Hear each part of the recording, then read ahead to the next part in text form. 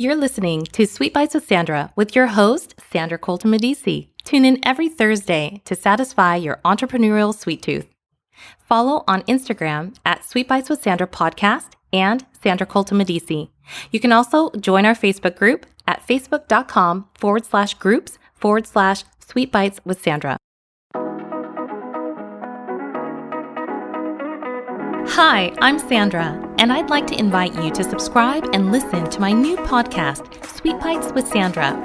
Satisfy your entrepreneurial sweet tooth in each episode, full of digital business tips, inspiring interviews, asides from my entertainment career, and rewards to celebrate your sweet success. Find Sweet Bytes with Sandra on Apple Podcasts, Spotify, or wherever you listen to your favorite podcasts. Thank you so much for joining me. And I want to introduce to you a very, very talented individual, Thorsten Roth. He is going to be giving us some insight into his background, and that has to do with photography, direction, creative direction, and art, because he's multi-talented. So welcome. Thank you for joining me. Thank you for having me. Thank you for the invitation, talking to you here. Yes. I am so excited because there are so many things in your background that, people can learn from and understand transition-wise, and just the amount of creativity that you've created in your career. Why don't we just start with where you were born? And I know that you've been in Germany, France, and the United States. So kind of give me a little bit of a sneak peek into what your life was like growing up. All right. So I was grew up in Germany, in a town called Iserlohn, not far away from Dortmund, rural area. I tried to keep this all in a nutshell, I think, because we have a lot of things to talk about. I started with photography, or I started with Super 8, actually, with film, when I was like 12 years old. Then I got into photography and basically took the decision when I was 14, 15, I want to become a professional photographer. My family was not really crazy about that. So I went to the college in Bielefeld, which was then, and I think is still, one of the best photo film design colleges.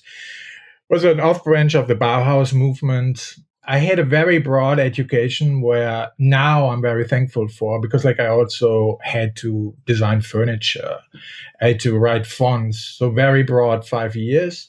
Then I had my Francophile phase. So when I was 20, 22, I decided I want to live in Paris, because at that time, all great photographers were in New York or in Paris. Mm-hmm. London was not yet on the map. So anyway, after college, right away, I moved to Paris. And my first job there was to be an assistant, of course. I started to freelance assist for Condé Nast for Vogue, mm-hmm. which was, tremendous, right? Here I am from Germany, and there I work for Vogue, and I get calls like, we're shooting Jack Nicholson after tomorrow. Are you available? And I work with Picasso's son. So it was very extreme. Peter Lindbergh, very famous photographer who died last year, introduced me to Steve Hyatt, who also died. They died within the same week. Became his first assistant. So I worked for the crème de la crème in Paris, basically. And then later on the side, I shot famous jazz musicians. That's a different story. But when I moved to New12 that got accepted by Smithsonian, and I'm going to come back to that later on. Anyways, after 12 years, after 10 years, I made 3 months went to LA, met my future ex-wife, and we moved together. After 12 years in Paris, we moved together to New York. Mm-hmm. So I arrived in New York, and I tried to find work, right, as a photographer. And, it's very competitive here. Yeah. So I had to work again for other people. But again, I got lucky. And one day I was running into Patrick Demarchelier over in the Pier 59. And I talked to him. So I became one of his freelance assistants. And because I worked for him, I worked for a lot of people on every level. In hindsight, at that point, I was not really happy about, because it was like a déjà vu.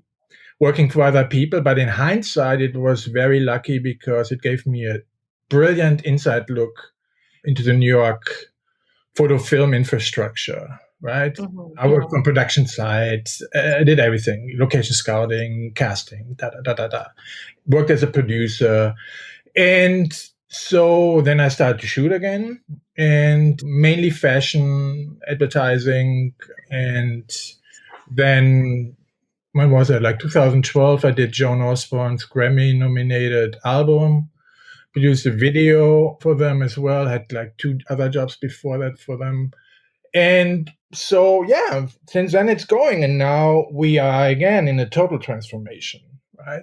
So that's in a nutshell. In a nutshell. In a nutshell, in 2 minutes, Right. And you've done a fabulous job. Thank you. It's crazy that you've had so many wonderful experiences with so many people. Oh, yeah. A lot of people would die to have just one experience working with Joan Osborne or whomever, Patrick Dumas-Chalier. Like, what? So when you're thinking of the industry, what do you think has been the biggest change since you started your career? Oh, the digital revolution. Absolutely. Digital revolution. Yeah, absolutely. So my timing, it was not a decision. It just happened like that. So when I came to New York in 2002, that was the time when digital went really mainstream. There was a period of, let's say, 3-4 years where film was still there and we shot both, or we would scan film and would do the post-production, of course, in digital. But what happened during that time, the industry tried to get to the people with the budgets. They want to sell you cameras. They want to sell computers. They want to sell you workflow. So they went through the people who work for the big dogs. And so I got a lot of knowledge just being at the right time and at the right place. Right. So 2005, I went totally digital, and that triggered something else. I still want to shoot film. And so a friend of mine was a boxing writer. He introduced me to Gleason's gym, very famous boxing gym. So I became a boxer through my photography. I had an exhibition, and so I was doing things parallel. I always have this theme in my life that there is the mainstream thing, the commercial work, and then there are side projects. Well, so were you athletic before? Oh, yeah, absolutely. My whole life. I mean, I just have to show off. Yes, I was. I grew up with soccer and track and field. I was always a runner. In Germany, we got like really a good exposure to, I played basketball in school, I played tennis and so on. And even now I get up at 3:30 in the morning because we have to book our sessions in the boxing gym. So it opens at 5. So I get up at 3:30, and at 4:30 I'm on my bike or I run over. It's 4 miles and do my session. And then I'm back at 7 here, my home office. Yes. So, and you're still in the States, right? I'm in New York City. Yes. Awesome. And how is New York City right now? Because I know that we're in the middle of a pandemic and it was hit very hard. Yeah. I saw some videos that you posted. Oh, yeah. So the last 6 months before the shutdown, I think the shutdown was around March 15th or 16th. I was totally socially distanced already because I had spent 7 months in my spare time, full time basically, in my darkroom to print a limited edition of my Smithsonian jazz portfolio. So I did the last shot on March, or the last print, which one image is a portfolio of 55 images of famous jazz musicians that I shot back in the 90s. There's 12 prints per image, so it takes a lot of time, right? Anyway, so I came out of the darkroom March 7th. I was like totally tired, and I was aware that I wanted to rebrand my entire business, new websites. So the pandemic, for me personally, it was a perfect timing because I had a time out. I hired a photo editor from a company called Wonderful Machine. And during 6-7 weeks, we went through all my material and I built 3 new websites. And she helped me with the selection and with the strategy. At the same time, I wanted to do something. So long time ago, I grew up with skateboarding, and I bought last year 2 skateboards because I want to skate again. So this is again childhood in Germany. When I grew up, they built new autobahn. There was asphalt. So when the streets are empty, my natural response is, "Oh, let's take a skateboard." I was going to ask you, was that done on a skateboard? Because it looks so seamless, you know? Yeah, so this is not the master plan. It was just like everything natural. It was natural. I wanted to get the best iPhone. So just 2 days, you really have to imagine, 2 days before shutdown, I went to my T-Mobile shop and they just got what I'd ordered. I bought an iPhone 11 Pro Max, the biggest that there is. I got a new DJI gimbal. And so I saw it as an adventure. And it's, for me, I'm aware, and I don't think we have to justify that it is a tragedy, all the people that died that are sick. But one of the first things that I shot was in Times Square on a Saturday night. I waited until there was rain, and there were like homeless people because they didn't know where to go. There were cops there who were, by the way, very nice. Never did anything or said anything to me because I was like doing the same run like 20 times at the beginning. And there were, like, I'm not exaggerating, there were maybe 50 people in Times Square. It was like Vanilla Sky, the scene with Tom Cruise. It was really empty, very surreal and very epic. And just to experience that and shooting that video was a trip. It was like amazing. And so I continued doing that as I was skateboarding through New York City, and suddenly I got contacted and would put these things on social media. Mhm. And I just really for the fun of it, right? For the visual fun of it. And then I got contacted by a media agency, basically a middleman, and they said, "Hey, we want to market your videos." I said, "Okay." So we cut a deal, and then they sent out an email and they asked me, "Can we do this and use this for marketing?" I said, "Yeah, please, but put my name in there." A week later, I got a text from my friend Rocco, my sparring partner, and he's like, "Thorsten, you're on ABC News." So one of these videos that I shot on 34th Street made it actually to the local midday news. I got paid for it like months later, but by the agency. It was great. And I worked as a photojournalist during my college time. I was aware that it had a short shelf life, right?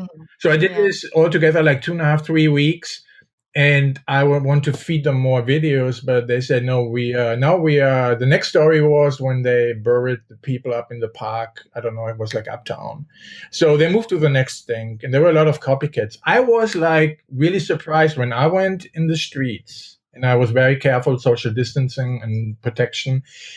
I was expecting tons of skateboarders, and I was the only one.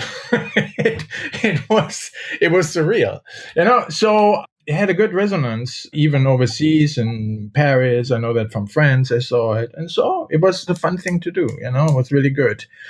At the same time, I was restructuring my company because I saw the crisis from the very beginning as an opportunity to change.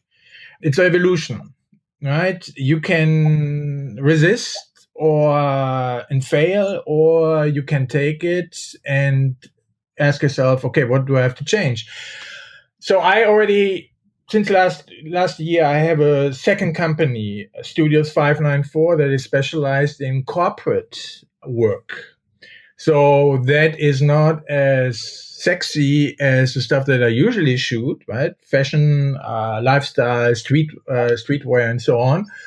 But this is like very consistent work. So this is like working for big companies, shooting portraits, annual reports, and so on and so on. And I made a point at the beginning. I had several conversations with different people, but I did the brainstorming basically by myself. Who will survive this economically? And the answer was very clear: the big corporate companies, because the crisis was already there before. Okay, so the economically, I'm not talking about human tragedy. I'm just talking about the economic crisis right now. If you see, it just accelerated what the developments that were already in play. Retail was already screwed. It just like, yeah, it is. That's the way it is. I mean, I worked for the retail industry since 2005 or so, shooting for them. And I've seen it, how the budgets dropped and dropped and dropped. And now we are there. Lord and Taylor bankruptcy, Neiman Marcus bankruptcy. Neiman Marcus just opened last year, I believe, over in the Hudson Yard, a tremendous new store. They just closed it like 2 or 3 months ago. And you see also, I know the former fashion director of Neiman Marcus. You see, this is something that is really under the surface. I've seen it also in the publishing industry, big publishing houses. You see people who have high salaries, and the industry is transforming, and the people get fired, to be honest, because they hire somebody younger who could just cost like 30% of the salary. And these are people who worked for these companies for 15, 20 years, So at the end, the numbers talk. And everybody has to get around this. It's nobody can ignore this. But I hope I don't bring down the party, but I'm just telling you the truth. Also, what is the next as far as I know that you have your boxing portfolio that you've put up on your new websites. What is after that for you? Right now, I'm writing a book that will be potentially a script, a New York experience, a lot of very intense, funny stories. I am giving the last touches, which still will take a little bit of the jazz portfolio, because you have to understand this is really old school stuff, right? These are silver prints. They need to be retouched before they can go to the museum. At the same time, I want to sell the limited editions to some art collections.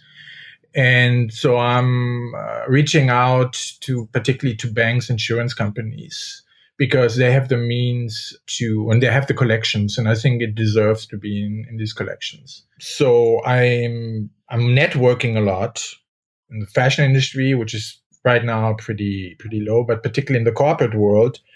I'm also thinking doing a documentary with the footage that I've done with the skateboard and the video. But the most important thing is discipline. In these times, we have to create structures for ourselves. And really, every day is a challenge, right? But because everybody can be replaced, you can be as unique as you want. You have to be at the table, and you have to prove that your work is necessary. And so it's a little bit like a boxing fight. Well, you are prepared, right? Well, no, I'm reconditioning myself right now, because I have to admit the boxing gym was closed for basically 6 months. So I was running a lot, but last 5 weeks, I was just reconditioning myself and eat very healthy and just keep a good mindset. It's important. Yeah. Well, I appreciate all of your words of wisdom. I'm going to make sure that we add all of your website links on the show notes, of course. And if you want to listen to a little bit more of our chat and discussion today, we do have a little bit more on Extra Bytes, so check it out for sure. Thank you so much. You have been so lovely to talk with today. And I just know that people will definitely take away so much from hearing your stories and really understanding that making it in this business is all about reinvention, it sounds like, and re-upping your game even when times are tough. So I really appreciate you. Oh, thank you. It was a pleasure talking to you. Thank you.